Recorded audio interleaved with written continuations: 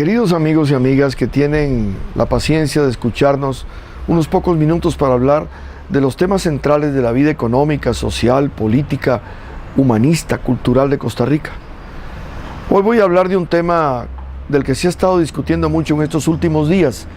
Ese tema son los impuestos. Voy a tratar de hacer una explicación sencilla y los señores técnicos me van a disculpar por no ser quizás preciso en algunas definiciones.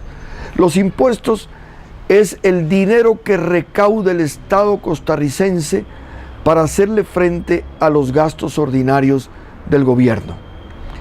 Esos gastos ordinarios son, como ustedes saben, en primer lugar el salario de los trabajadores, de los servidores públicos, pero hay otra inmensa cantidad de gastos, como puede ser todo lo que significa trabajar para el gobierno o que el Estado hace para cumplir con los trabajadores, con nuestro pueblo, los proyectos de construcciones viales, los proyectos de ayuda a los agricultores, el trabajo de algunas instituciones extraordinarias que, aunque no están directamente dentro del presupuesto del gobierno central, son parte de lo que el Estado recauda, como pueden ser las grandes represas hidroeléctricas que hace el ICE, o como pueden ser las carreteras que algunos ya conocemos.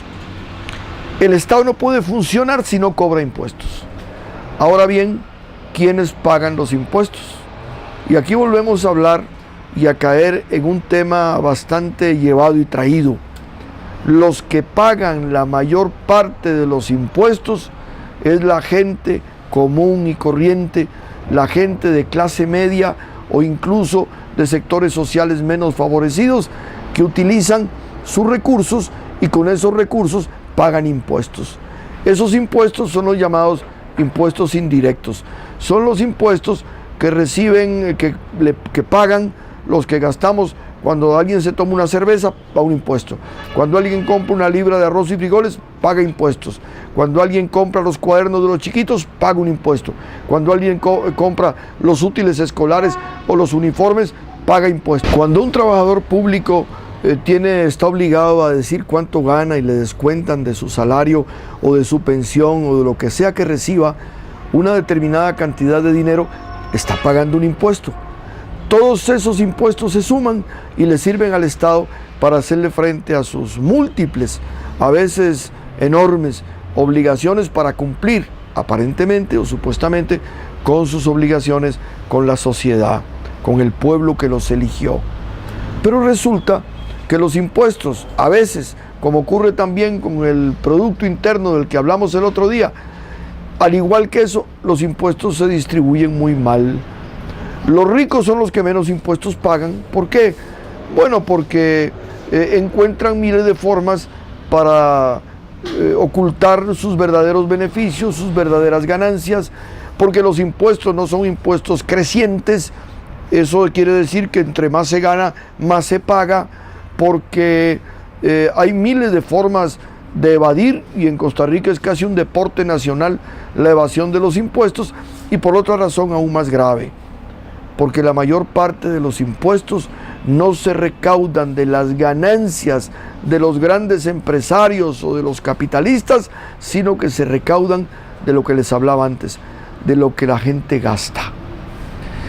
Entonces, los impuestos, las construcciones, las obras civiles, terminan siendo también sudor de la frente del pueblo de Costa Rica.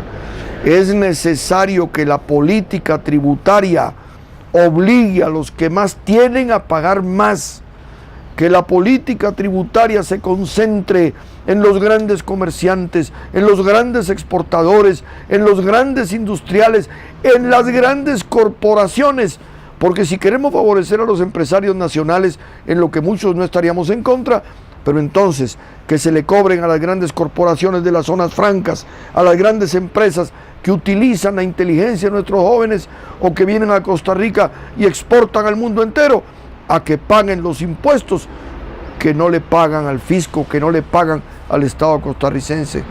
Y eso, fíjense ustedes, es un absurdo.